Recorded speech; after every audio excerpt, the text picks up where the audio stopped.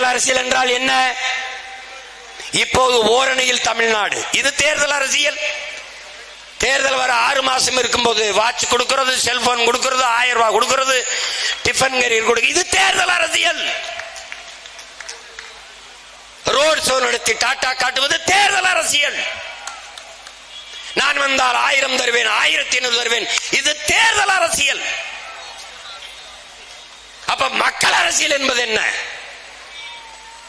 1000 500க்கு கையேந்தாது மக்களின் வருவாயை பெருக்கி வாழ்க்கை தரத்தை உயர்த்துவது மக்கள் அரசியல். படிக்க போகும்போது தம்பிக்கு 1000 ரூபாய், படித்து நிறுத்திவிட்டால் 1000 ரூபாய் தரமாட்டார்கள். நாங்கள் கேட்பது, படிக்க போகும்போது 1000 ரூபாய் வேண்டாம், படித்த பிறகு வேலை கொடுங்கள், நாங்கள் 1000 ரூபாய்க்கு 10,000 15,000 சம்பாதித்துக் கொள்கிறோம். இது மக்கள் அரசியல். படிக்க போற பிள்ளைக்கு 1000, அது தேர்தல் அரசியல். இங்கே செயல் அரசியல், சேவை அரசியல் கிடையாது. திராவிடர்களுக்கு இந்தியர்களுக்கு வெறும் செய்தி அரசியல் தான். வீடு தேடி அரசு செய்தி அரசியல், ரோடு தோடி மக்கள் போராட.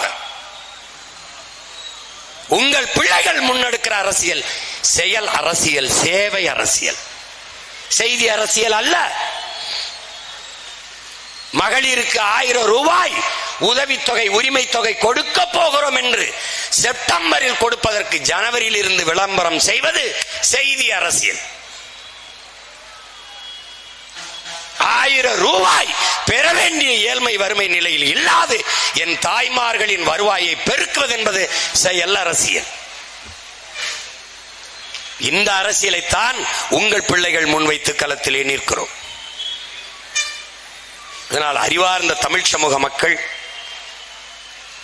என்னரும் தம்பி தங்கைகள், உங்கள் பிள்ளைகள் எங்களின் கைகளை வலிமைப்படுத்தி தமிழ் பேரினத்திற்கென்று ஒரு வலிமையான அரசியலை உருவாக்குங்கள்.